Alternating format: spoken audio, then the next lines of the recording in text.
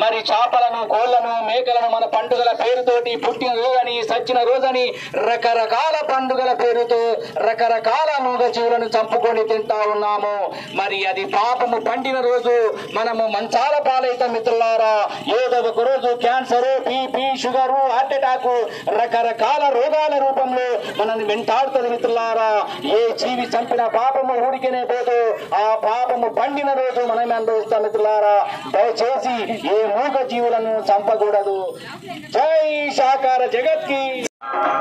కొయ్యకురా గొంతులు కొయ్యకురా, కోడి మేకల గొంతులను కొయ్యకురా.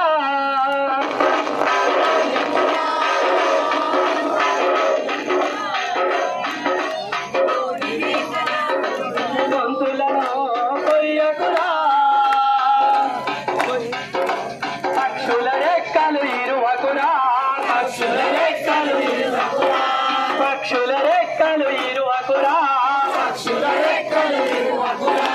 చేపల బట్టి చంపకురా, చేపల బట్టి చంపకురా, చేపల బట్టి చంపకురా, చేపల బట్టి చంపకురా.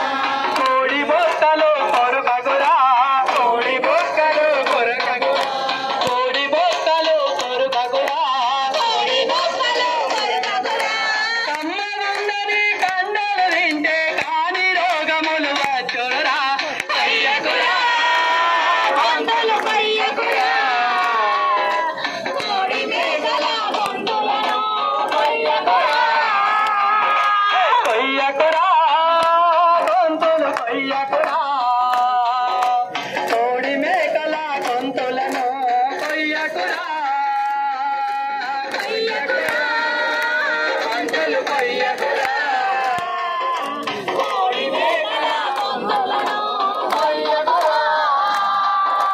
మూగ జీవుల గొంతులను కొయ్యకురా, మూగ జీవుల గొంతులను కొయ్యకురా, మూగ జీవుల గొంతులను కొయ్యకురా, మూగ జీవుల గొంతులను కొయ్యకురా.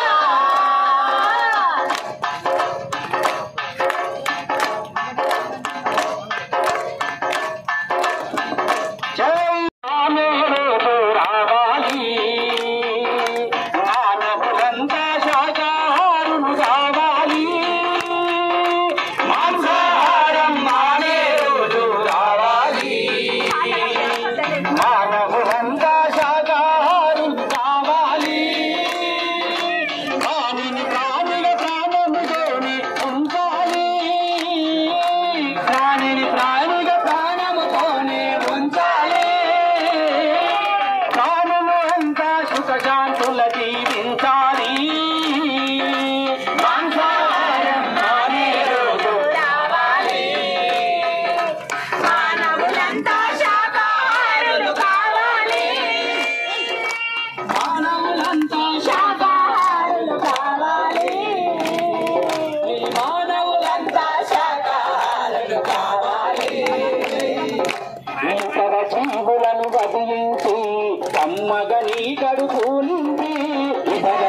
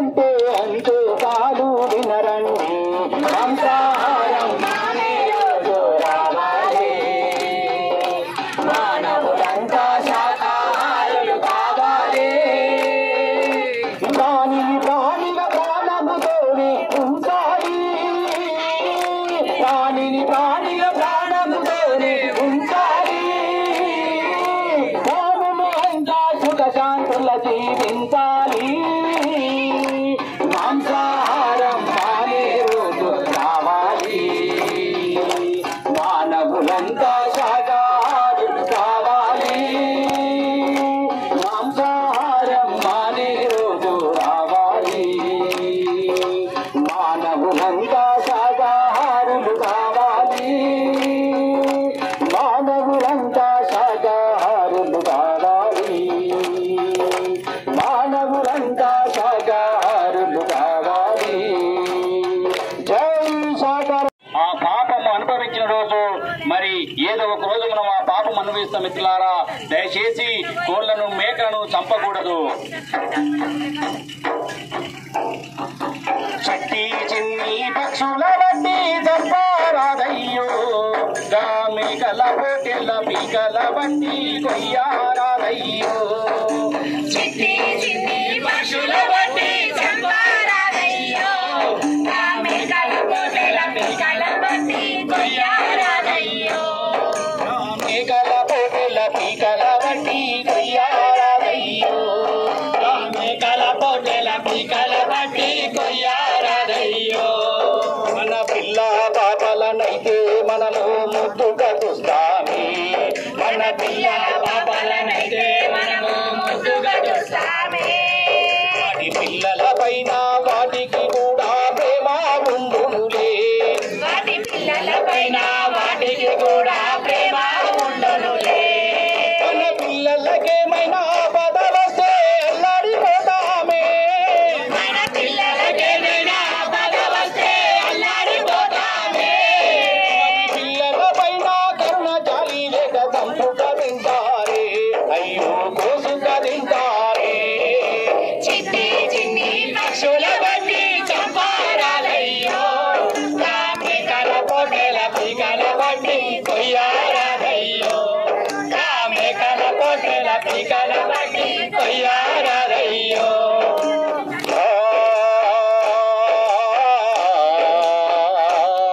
అయ్యో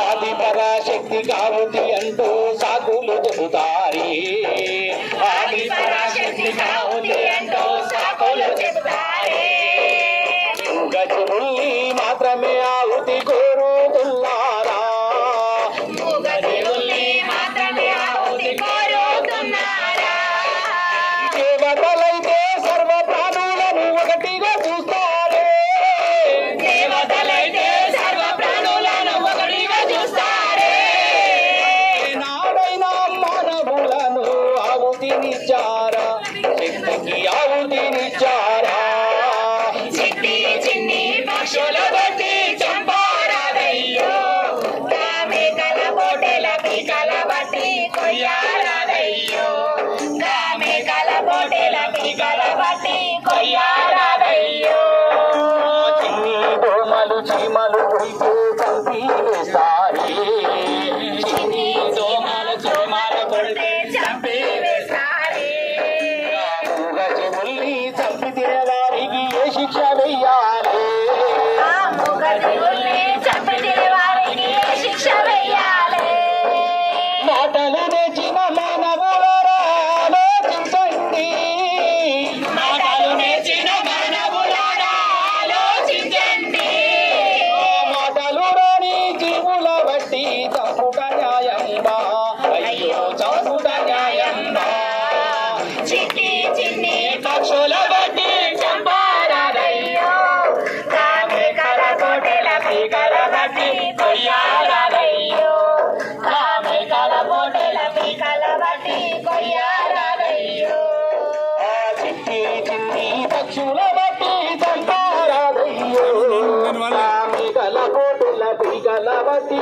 కొయ్యారాదయ్యో మేకల పోటెల పీకల బట్టి బట్టి కొయ్యారాదయ్యో మేఘల పోటెల పీకల బట్టి కొయ్యారాదయ్యో మేఘల పోటెల పీకల బట్టి కొయ్యారాదయ్యో మేఘల పోటెల పీకల బట్టి కొయ్యారాదయ్యో జై సాగర జగత్కి నగుసేదానా ఆ కళ్ళతో పల్లో నిన్ను గోరి వచ్చిన కాపీ జొన్నలుగాయవే ఏలు పట్టేవాడివా ఓ పిలక పూలు తిరిగేవాడివా పాలు పెరుగు దాగి పట్టే మంచం మీద పావారించేవాడివా ఈడు జోడు కలిసేనే ఓ పిల్ల ఉయ్యాలలు పొచ్చనే లగ్గం చేసుకుంటా ముద్దుగా చూసుకుంటా చెప్పినట్టు వింటనే మాయా మాటలాడకు ఓ పిల్లగా నా మనసుతో చెయ్యకు ఎట్టికి నన్ను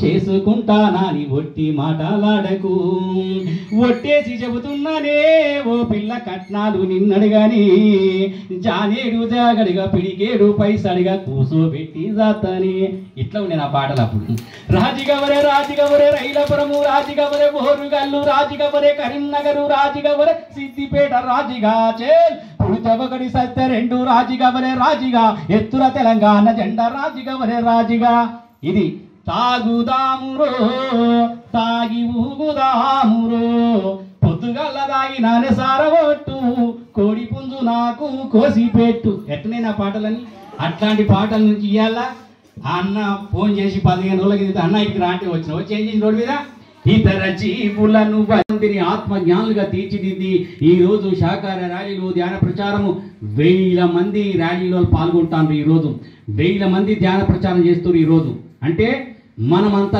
గొప్ప అనుభవం పొందితే కదా చేసేదానికి. ఉత్తక రామ్మనం లేకపోతే ఇప్పుడు ఇంటికాడు ఉన్న వాళ్ళు ఏం చేస్తారు, ర్యాలీ పోతున్నాం అంటే నేను రానంటారు. ఎందుకంటే వాళ్ళకి అనుభవంలోకి రాలే, వాళ్ళు అందరూ పటిష్టంగా తయారు కాలే. ఎప్పుడైతే మనము లోపల పటిష్టంగా తయారైతామో అప్పుడు ఏం చేస్తుందంటే మన మనస్సు మనల్ని ఆ మార్గం వైపు తీసుకుపోతుంది, లేకపోతే ఎప్పుడు తీసుకుపోదు. నేను కూడా చిన్నప్పుడు చాలా ఆధ్యాత్మిక సంస్థలు తిరిగిన చిన్నప్పుడే చాలా మంది గురువుల దగ్గర పోయినా, గురువుల దగ్గర పోయి కూర్చుంటే నాకు చెప్పేది ఏమని, తల్లి గర్భము నుండి ధనము తేడెవ్వడు వెళ్ళిపోయేటి నాడు వెంట రాదు, లక్షాధికారైన లవణమన్నమే కాని మెరుగు బంగారంబు మింగబోడు, విత్తమార్జన చేసి విర్రవిగుటే కాని కూడబెట్టిన సొమ్ము కుదువబోదు, పొందుగా మరుగైన భూమి లోపల పెట్టి దాన ధర్మములే దాచి దాచి తుదకు దొంగలాకితురో దొరల కౌను, తేనె తుంటి గలియవా తేరవరులకు భూషణ వికాస శ్రీధర్మ పురనివాస దుష్ట సంహార నరసింహ తిరుతదో. ఇంక మళ్ళీ చెప్తా వచ్చి ఇప్పుడు అమీన్పూర్ అంతా తిరిగినాము, ఊరంతా తిరిగినాము.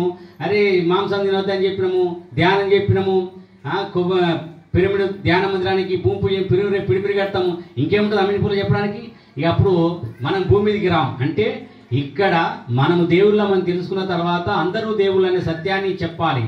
అది చెప్పే ఒకే ఒక పిఎస్ఎస్ఎం బ్రహ్మర్షి పత్రిజీ గారు మనందరినీ ఏకం చేసి ఈరోజు చాలా ఒక పెద్ద ఆయన బ్రహ్మాండంగా శాకార్యాలు జరుగుతూ ఉంటే ఆయన ఒకటి అనుకుంటే వెనక వస్తుంది మా సీనన్న చెప్తా ఉన్నాడు. ఆయన జీవహింస మహాపాపం, జీవహింస అక్కడ అన్నా కొద్ది మహాపాపం.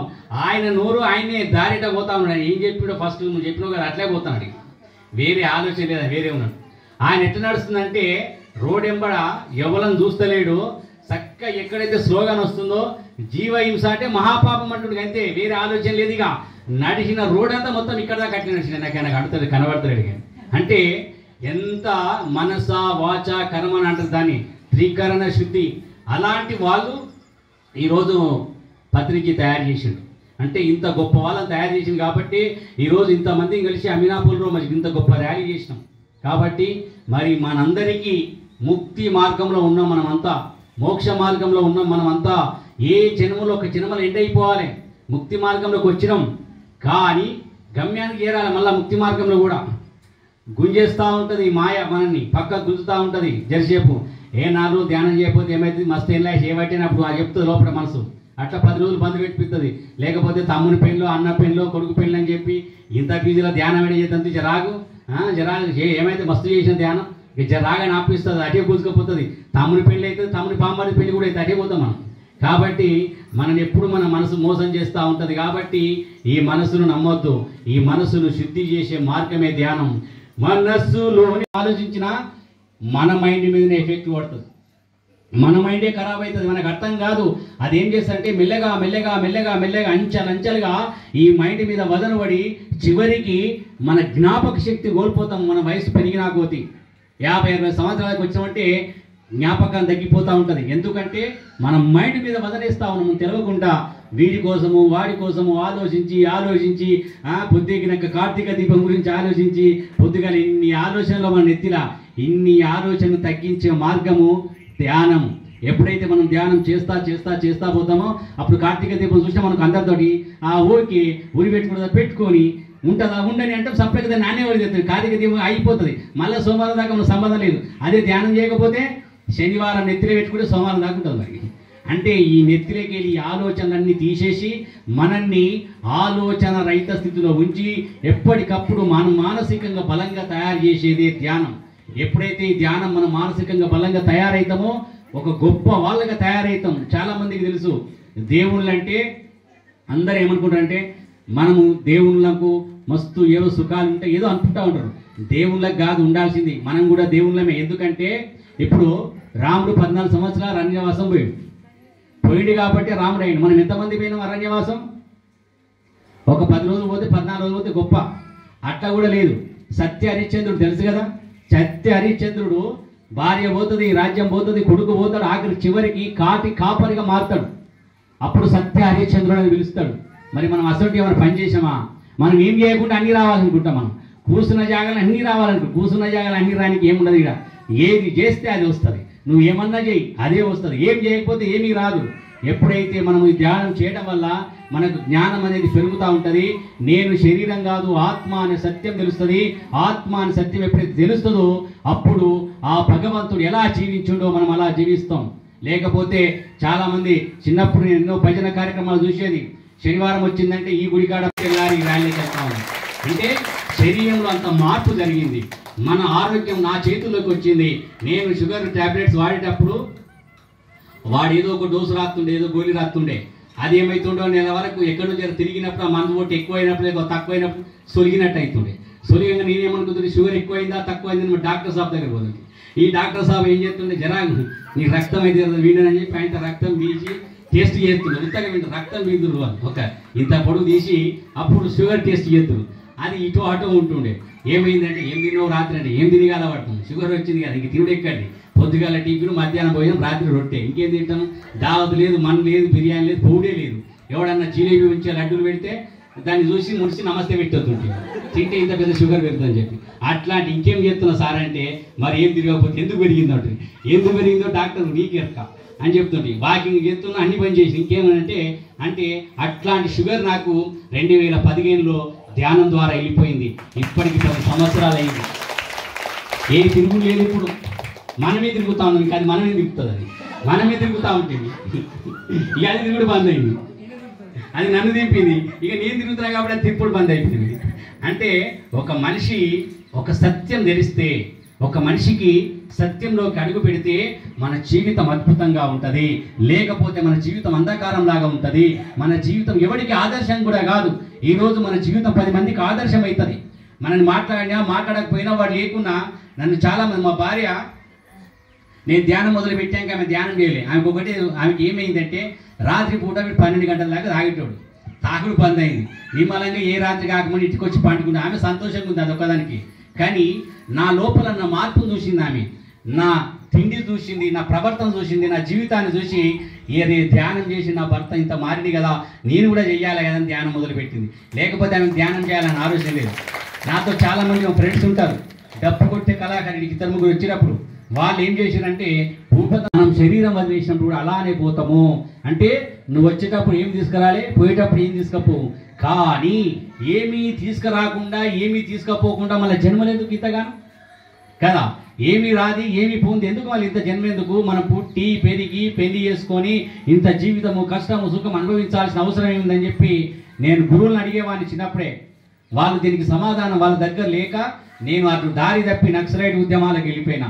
తిరిగి చివరికి పత్రిదార్ దగ్గరికి వచ్చినాక అప్పుడు అర్థమైంది నాకు. అంటే ఇక్కడ మనము పాప పుణ్య కర్మలు చేస్తూ ఉన్నామో, ఈ పాప పుణ్య కర్మల నుంచి ఎప్పుడైతే నిష్కామ కర్మ చేస్తామో అప్పుడు మనం భూమి మీదకి రావడం బంద్ అవుతుంది. మనం గత జన్మలో చేసిన పాపము పుణ్యము అవన్నీ అనుభవించడానికి మనం భూమి మీదకి వస్తున్నాం. ఇక్కడ ప్రతి ఒక్కరము ఏ పాపం చేసినావో ఆ పాప పుణ్య ఫలితమే మన జీవితం. ఒకడు ఇలా ఉన్నాడు, ఒకడు అలా ఉన్నాడంటే నువ్వు గత జన్మలో చేసినావు కాబట్టి నువ్వు ఇలా ఉన్నావు.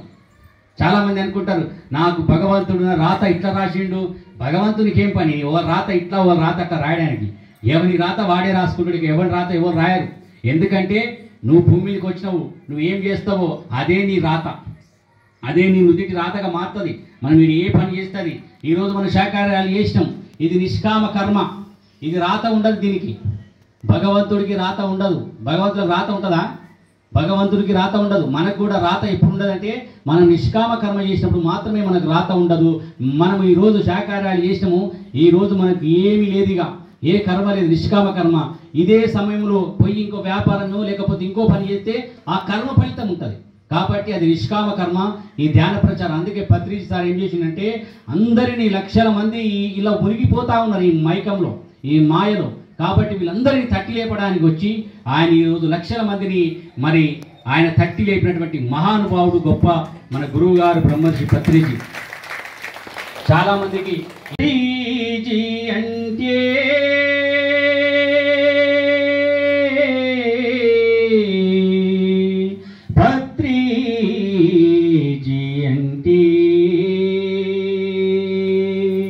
సృష్టిని నడిపిస్తున్న మూల చైతన్యాన్ని ప్రతిరూపం. దశావతారాల తరువాత ధ్యానావతారాన్ని ఎత్తి సత్యలోకాన్ని స్థాపించడానికి సావిత్రమ్మ కడుపున జన్మ తీసుకున్నా మహా అవతారం పత్రిజీ అంటే. నీ ఇంటికి వచ్చి మన కళ్ళెదుట కదులుతూ మనతో కలిసి మన మధ్యన జీవించిన నిలువెత్తు దేవుడు. లక్షలాది పుస్తకాలు చదివి సారము గ్రహించి పుడమి పైన నరుడిగా నడిసిన గ్రంథాలయం. దేశ విదేశాలలో లక్షలాది ధ్యానులను, వేలాది బ్రహ్మర్షుల బ్రహ్మ విద్వరిష్టలను ధరణి పైన ధ్యాన జగతు నిర్మించడానికి ధ్యాన జగతు గురువులను తయారు చేసిన సర్వాత్మా పత్రిజీ అంటే. నీ ఇంటికి వచ్చి నీతోటే ఉండి నువ్వు ప్రేమతో పెట్టిన తాజా రొట్టెలు తిని నువ్వు పెట్టిన పిడికెడు వేడి వేడి మెతుకులని పంచపక్ష పరమానంగా రగించి నులక మంచం పైన శులాపూరు చెద్దరుపై ఆజిగా నిద్రించిన ప్రేమమూర్తి పత్రిజీ. ఆనాడు ద్వాపరమున బీదకు చేలున్ని ఆత్మీయంగా లుముకున్న శ్రీకృష్ణుడు పత్రిజీ. పత్రిజీ అంటే చిన్నవాణ్ణి పెద్దవాణ్ణి బీదవాణ్ణి ధనవంతుని జ్ఞానిని అజ్ఞానిని సమానంగా చూసి శ్వాస మీద ధ్యాస అంటూ ధ్యానము బోధించి నీ శ్వాసే నీ గురువు అని గుట్టు ఎరుగ చెప్పి అహింసా జీవితము ఆచరించమంటూ అందరిలో తనను తాను చూసుకున్నా సర్వాత్మా పత్రిజీ అంటే. ఒక శకానికి కాదు కాదు ఒక యుగానికి ప్రతినిధి, ఒక శకానికి కాదు కాదు ఒక యుగానికి ప్రతినిధి, ఒక యుగ పురుషుడు మన పత్రిజీ, ఒక యుగ పురుషుడు మన పత్రిజీ. ఆయన లేకనవు కానీ నువ్వు ఇట్లనే ఉండాలని చెప్పి మళ్ళీ కులంలో పోయి పెద్ద ముసులు కలిసి మళ్ళీ భార్య నెప్పించుకుని ఇప్పుడు భార్య చెప్పినట్టు భర్త తింటాడు. ఇప్పుడు ఆమె ర్యాలీ పోయినా సప్లై తర్వాత సంవత్సరం తర్వాత ఇక సప్లై చేసిన పని చేసి ఇప్పుడు ఆయనే వస్తున్నాయి ఎంబడిగా. ఇప్పుడు ర్యాలీకి వస్తే భార్య ర్యాలీ పోతే ఆయన వస్తాడు, ఇప్పుడు ఆయన కడతాలు పోతే ఆమె ఆయనే వస్తున్నాడు, ఇప్పుడు ఎంబడి వస్తున్నాడు. ఇప్పుడు అంటే ఒక మనిషి లోపల వాళ్ళు ఏం చేస్తారంటే మన మీద మాయ అనేది ఆ ప్రభావం చూపిస్తుంది. నువ్వు నిలబడతావా నిలబడవా, నువ్వు తట్టుకుంటావా తట్టుకోవాలని చెప్పి ఒక ఆట ఆమె తెలిసిపోయింది, జీవితం అనేది ఒక ఆట అని చెప్పి. అందుకే ఆమె బ్రహ్మాండంగా ఆట ఆడింది కాబట్టి అది సక్సెస్ అయింది. కాబట్టి మనమందరము ఒక మంచి ఆట ఆడాలంటే ఏం చేయాలి? ధ్యానం చేయాలి. ధ్యానం చేయకపోతే ఆట రాదు, మజా ఉండదు. మజా రావాలంటే ధ్యానం చేయాలి. ఎప్పుడైతే ధ్యానం చేస్తామో అప్పుడు జీవితంలో మజా వస్తుంది.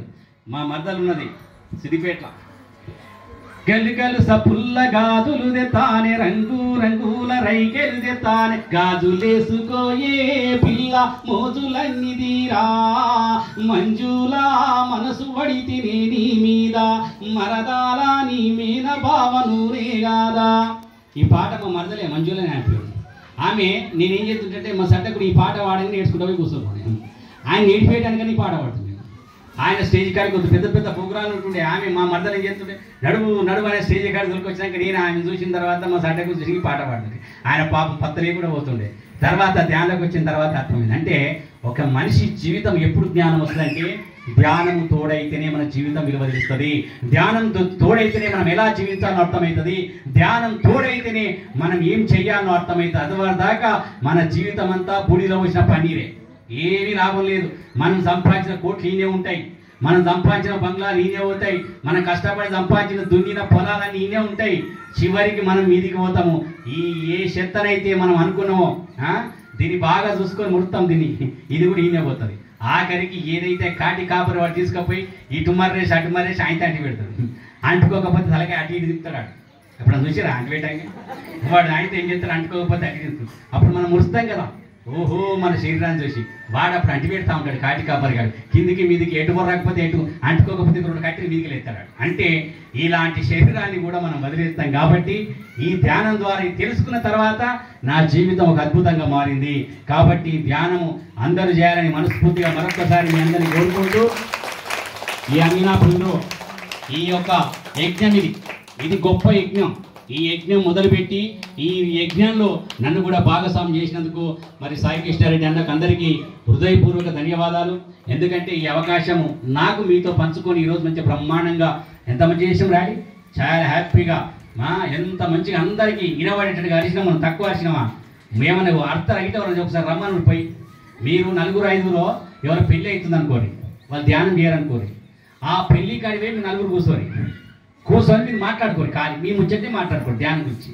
వాళ్ళు 10 మంది చూసి వీళ్ళు పిచ్చోళ్ళని కూడా మేము చూసి అరే వీళ్ళు పాగలగాలినట్టు, వీళ్ళు నెత్తి ఖరాబ్ అయింది, ఏమో ధ్యానం అంటారు, ఏమో ఆత్మ అంటారు, దయ్యాల కథ చెప్తారు, ఆయన తెలిసిపోతారు. మీ నలుగురిని చూసి మీరు పిచ్చోళ్ళని కూడా వీళ్ళు చూసి మీరు అర్ధగంట మాట్లాడుకుంటే ఆయన తెలిసిపోతారు పక్క, మీ పక్కకుంటే పట్టుకోరు.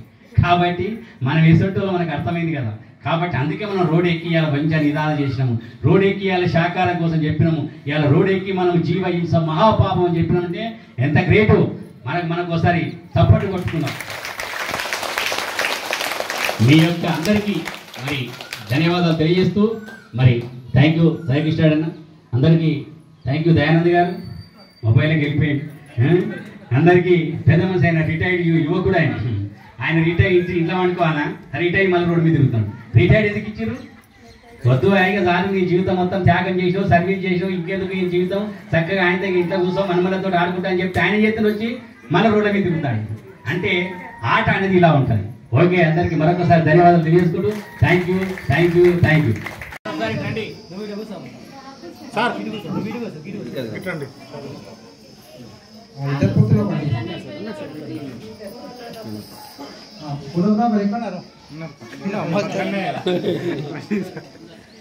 Great photographer. సత్యనారాయణ గారికి ధన్యవాదాలు.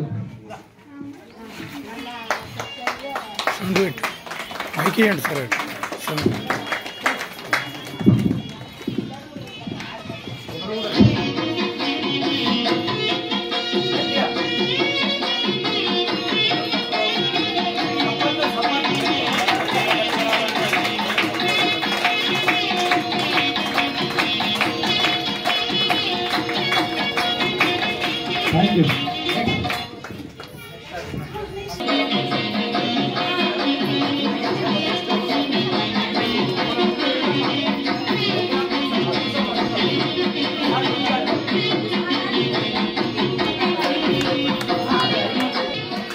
రెండు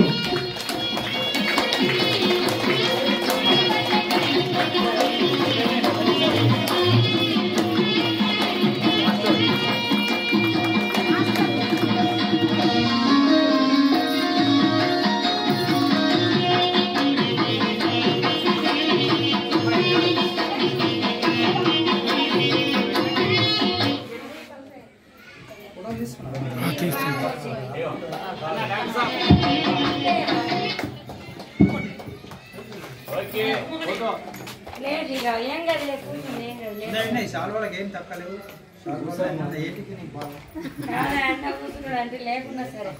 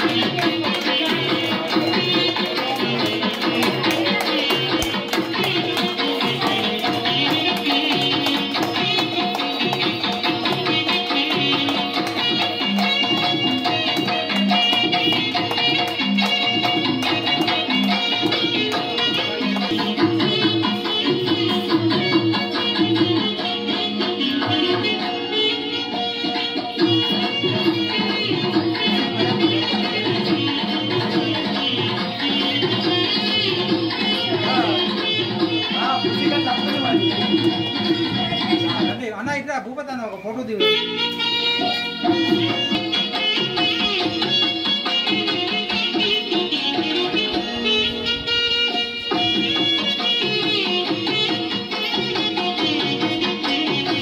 బ్రహ్మర్షి పితామహ కాలమునందు మరతునేమని చెప్పి ఇయ్యాలనే భజన చేసి పక్క పెడితే ఎడువారే నారాయణుడు అంటే ఏదో ఒక రోజు ఏదో 5 నిమిషాలు నారాయణ నారాయణే కాదు, ప్రతి క్షణం నువ్వు నారాయణ నారాయణ అంటే జీవించాలి. అలాంటి ఎన్నో సినిమాలు మనం చూసినాం. కానీ ఇప్పుడు అలాంటి ఆశలు ఎప్పుడైతే దేవుడు ఎప్పుడు గుర్తుకొస్తాడంటే కష్టం వస్తే దేవుడు గుర్తుకొస్తాడు. అయ్యా నాకు ఇది కావాలని అవసరం వచ్చినప్పుడు దేవుడు గుర్తుకొస్తాడు. లేకపోతే దేవుడు ఎప్పుడు గుర్తురాడు. అది ఆ దేవుడు ఎక్కడో లేడు, ఆ దేవుడు నీ లోపల ఉన్నాడని చెప్పి ఎంతోమంది యోగులు ఋషులు మునులు వచ్చి మనకు చెప్పారు. గాలిలోన పుట్టి గాలిలోన పెరిగి గాలి మరుమంబు ఎరుగలేరు, ముక్కులోని గాలి ముక్తికి దారయా, విశ్వదాభిరామ వినరవేమ. గాలిలోన పుట్టి గాలిలోన పెరిగి గాలి మరుమంబు ఎరుగలేరు, ముక్కులోని గాలి ముక్తికి దారయా, విశ్వదాభిరామ వినరవేమ. ముక్కులోని గాలి మనం ఇప్పటిదాకా చేసాం కదా, అదే శ్వాస మీద ధ్యాస.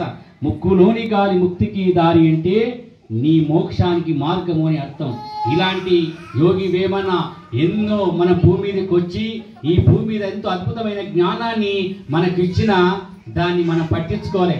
చిన్నప్పుడు స్కూళ్ళలో పోతే ఉప్పు కప్పు రంగు నొక్క పోలిక నుండి చూడ చూడరు ఈ పద్యాలు ఉంటుండే. మరి ఈ యోగి వేమన పద్యాలు ఎప్పుడైనా చూసాం విన్నామా? బ్రహ్మమనగా వేరే పరదేశమున లేదు, బ్రహ్మమనగా తానే బట్ట బయలు, తనను తానెరిగినా తానే పో బ్రహ్మంబు విశ్వదాభిరామ వినరవేమ. బ్రహ్మమనగ వేరే పరదేశమున లేదు, బ్రహ్మమనగ తానే పట్టబయలు, తనను తానెరిగినా తానే పో బ్రహ్మంబు విశ్వదాభిరామ వినరవేమ. అంటే తనను తానెరిగినా తానే పో బ్రహ్మంబు, నిన్ను నువ్వు ఎరిగే మార్గం ఏది అంటే శ్వాస మీద ధ్యాస. ఎప్పుడైతే ధ్యాస పెడతావో అప్పుడు నీ లోపలికి ప్రయాణం చేస్తామో దాని అంతర్ముఖ ప్రయాణం అంటారు. దాని పగలు రేయి ధ్యానం పరమాత్మలో లీనమని చెప్పాడు సాయిబాబా. ఇది ఎప్పుడు మనకి వాళ్ళ వింటా ఉన్నామో మనం వదిలేస్తూ పోతా ఉన్నాము. ఎప్పుడైతే నువ్వు విని వదిలేస్తావో అది నిన్ను కూడా వదిలేస్తాయి. మనం పట్టుకుంటే అవి మనల్ని పట్టుకుంటాయి. దీనికి సిద్ధాంతం ఏంటంటే మనం ఏదైతే వింటే దాన్ని ఆచరించాలి. ఏది ఆచరించకపోతే ఏమి లాభం లేదు. ఆచరించినంతసేపు ఇప్పుడు నా లడ్డు ఉంది, పత్రిజీ ఆశయ సాధనలో భాగంగా అమీనాపూర్లో శాఖా ర్యాలీ చేసినాం. ఈ శాఖా ర్యాలీ మన కోసం విశ్వం కోసం ఒకే సమయంలో 2 కార్యక్రమాలు జరిగినాయి ఈరోజు. ఎందుకంటే మనము ధ్యానం మార్గంలోకి రావడానికి కనీసం ఒక 300 జన్మలు పడతాయి. మొదటి జన్మ ఎలా ఉంటుందంటే దేవుడే లేడు అని కొన్ని జన్మలు తీసుకుంటాము, 50 100 జన్మలు తీసుకుంటాము. దేవుడు లేడు లేడని ఎవడన్నా కొంతమంది ఉంటారు, ఇప్పటికి కూడా ఉంటారు, దేవుడు ఎక్కడ ఉండవా లేడని చెప్తారు. అట్లాంటి జన్మలు మనం కూడా తీసుకున్నాం. దేవుడు లేడు లేడు అని కొన్ని జన్మలు తీసుకున్నాం. తర్వాత కొన్ని జన్మలల్లా దేవుడు ఉన్నాడు అని జన్మలు తీసుకుంటాం. మళ్ళా మనకే అర్థమైపోతుంది. ఇక కొన్ని జన్మల దేవుడు లేడు లేడు అన్నాం కదా, అరే దేవుడు ఉన్నాడని చెప్పి మళ్ళీ దాదాపు మళ్ళా 50 నుంచి 100 జన్మలు తీసుకుంటాం దేవుడు ఉన్నాడు అని. ఎక్కడ ఉన్నాడంటే దేవుని గుళ్ళు ఉన్నాడని చెప్పి, దేవాలయాలు దేవుడు ఉంటాడని తెలుసు అంతవరదాకా. లాస్ట్ జన్మలో ఏం చేస్తామంటే తర్వాత జన్మలు నేనే దేవుడిని అని తెలుసుకుంటాం. దేవుడు లేడు లేడు లేడు అని కొన్ని జన్మలు తీసుకుంటాం. దేవుడు ఉన్నాడు ఉన్నాడు ఉన్నాడని కొన్ని జన్మలు తీసుకుంటాం. దేవుడు దేవాలయంలో ఉన్నాడని. తర్వాత నేను దేవుణ్ణి ఆ సత్యాన్ని తెలుసుకున్న తర్వాత మళ్ళీ కొన్ని జన్మలు తీసుకుంటాం. నేనే దేవుని అనక మళ్ళీ అయిపోదు సినిమా. మళ్ళీ నేనే దేవుని అనక కూడా ఏం చేయాలంటే ఉన్నోళ్ళందరినీ దేవుని తయారీకి మళ్ళీ రావాలి. మనం చాలామంది ఉంటారు కదా మన కళ్ళ ముంగట దేవుడు లేడు లేడు అన్న ఉన్నారు కదా, వాళ్ళందరినీ దేవుడు ఉన్నారా, నీవే దేవుని నువ్వే దేవుని మళ్ళీ చెప్పడానికి రావాలి. అట్లా ఒక 3 తరాల జన్మలు వస్తాయి మనకు. ఫస్ట్ దేవుడు లేడు లేడని కొన్ని జన్మలు తీసుకుంటాం, దేవుడు ఉన్నాడని కొన్ని జన్మలు తీసుకున్నాం. తర్వాత నేను దేవుణ్ణి నువ్వే దేవుడు అని చెప్పుకుంటూ వస్తాం. లాస్ట్కు నేను దేవుణ్ణి నువ్వు దేవుణ్ణి అంటే ఇలా జన్మలల్లో వస్తూ వస్తూ వస్తూ చివరికి చివరి జన్మ ఏదైతే ఉంది అంటే పత్రిజీ ఇచ్చినటువంటి ఏంటంటే ధ్యానము వలన జ్ఞానము, జ్ఞానం వలన ముక్తి. చివరికి ఈ చరణమన చక్రాల నుంచి ఇక నాకు దేవుడు లేని జన్మ అవుతూ దేవుడు ఉన్న జన్మ అవుతూ అసలు జన్మలే వద్దు అనుకుంటాము. అది ఎప్పుడు జరుగుతుంది అంటే ఫైనల్గా లాస్ట్ జరిగేది అదే. అది రావాలంటే ఇక నాకు జన్మలే వద్దు అని అనుకోవాలి, నాకు తర్వాత జన్మలు వద్దు అనుకోవాలంటే ఏం చేయాలంటే ఇట్లాంటి శాకారాలు చేయాలి.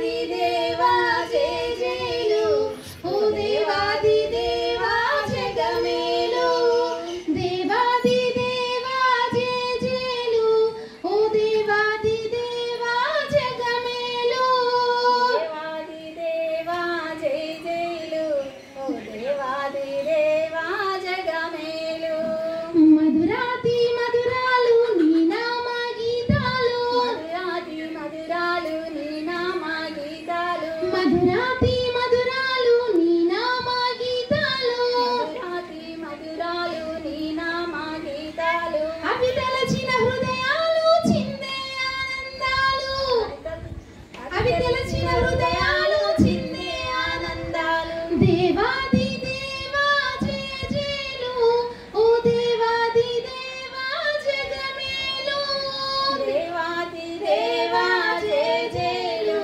ఓ దేవాది దేవా జగమేలు దేవాది దేవా జయ జయలు ఓ దేవాది దేవా జగమేలు దేవాది దేవా జయ జయలు ఓ దేవాది దేవా జగమేలు అజ్ఞానం తొలగింది నీ జ్ఞానం వెలిగింది అజ్ఞానం తొలగింది నీ జ్ఞానం వెలిగింది కలియుగము మారింది ధ్యానయుగం వచ్చింది కలియుగము మారింది ధ్యానయుగం వచ్చింది కలియుగము మారింది ధ్యానయుగం వచ్చింది కలియుగము మారింది ధ్యానయుగం వచ్చింది దేవాది దేవా జయ జయలు ఓ దేవాది దేవా జగమేలు దేవాది దేవా కోవాలి ప్రతి ఇల్లు మేలుకోవాలి పల్లె ప్రజలు మేలుకోవాలి